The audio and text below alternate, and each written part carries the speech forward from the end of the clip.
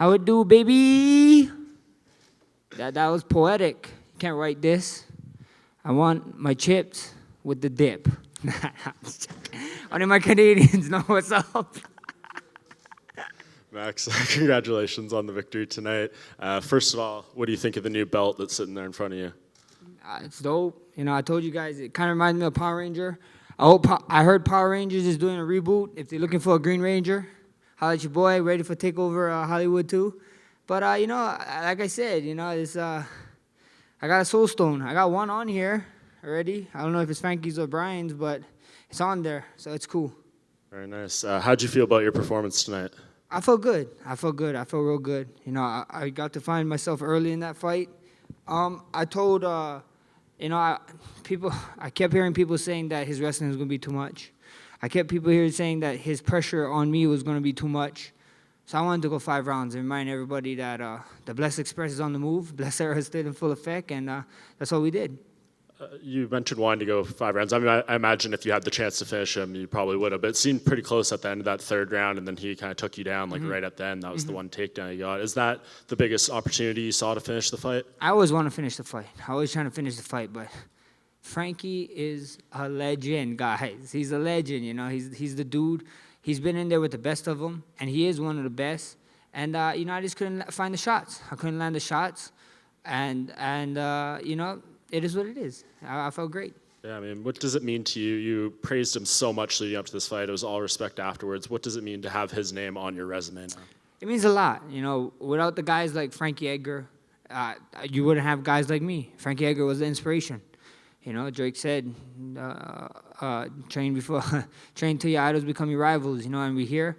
And he's a beast, you know. You can't take nothing away from Frankie. He's still a legend.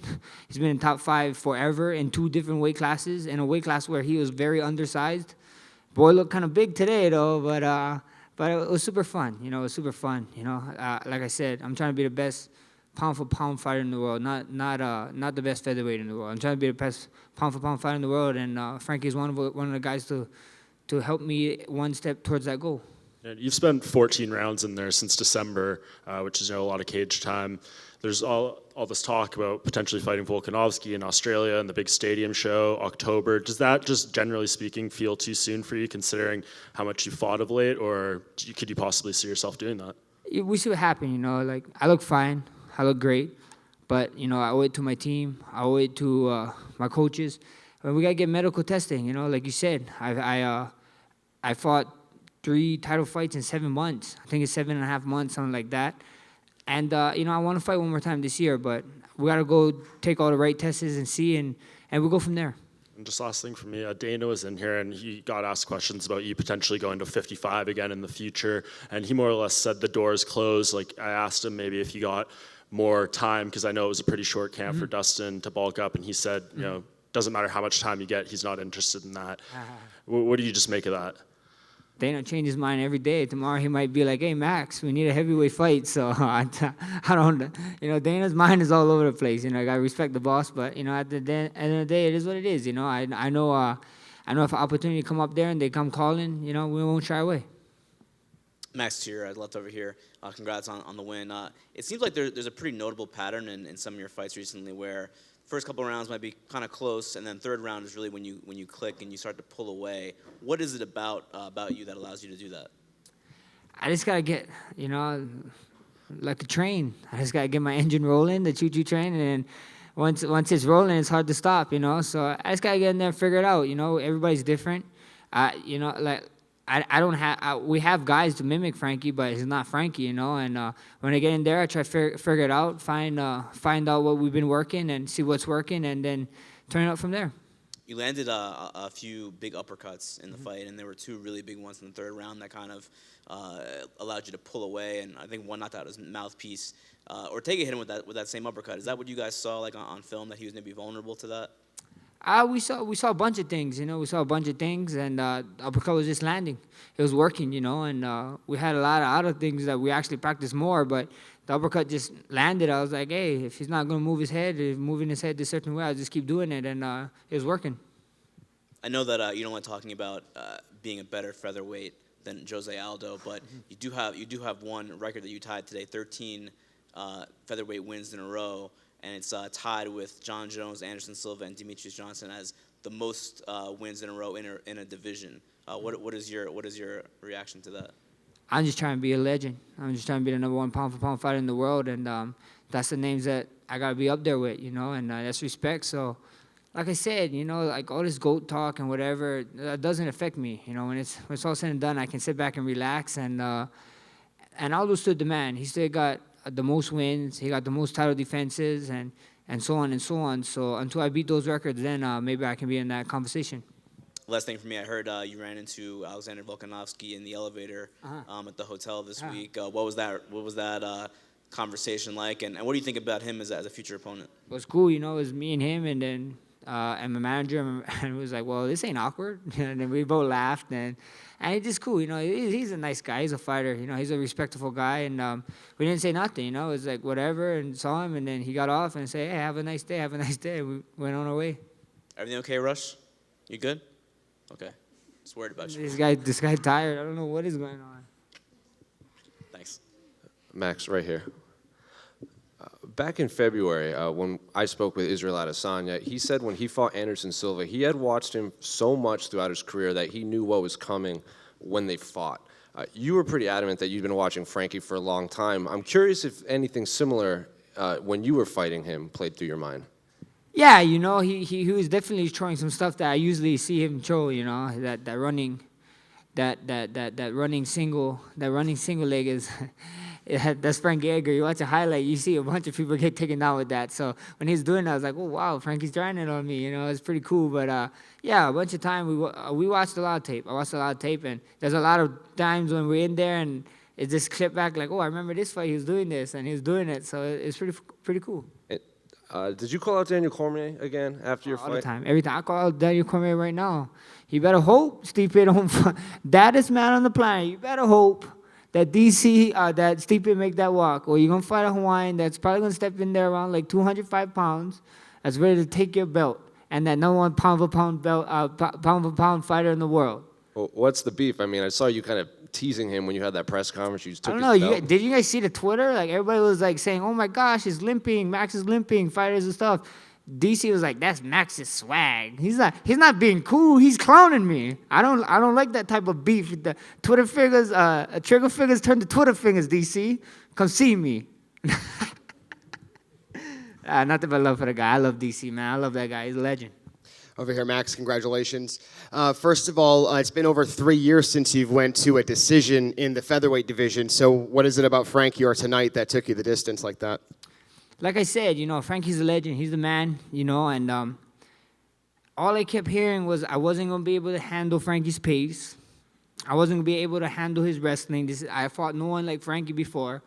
So I had in my plan, in my mind, I wanted to go out there and show everybody why I was the best in the world and why Blessed Express and the Blessed Eras and stood in full effect. So I went out there, control the fight, and show everybody, look, I don't have to be in these wars and this stuff. It's fun sometimes, but sometimes, not looking like the guy from Goonie is great too. So we got some business stuff. We got some business stuff to do after this fight, and I couldn't be too beaten up. The last fight I had this big scar on my face, and yeah, I don't like it. Rush teases me all the time, so it's kind of horrible.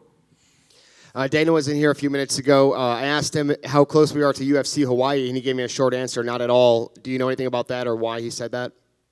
Yeah, I know because it's not a UFC thing, it's a Hawaii thing. It is a Hawaii thing. Like, look, like, you got guys like Abu Dhabi building. They're building a stadium for UFC to come. These guys is building them,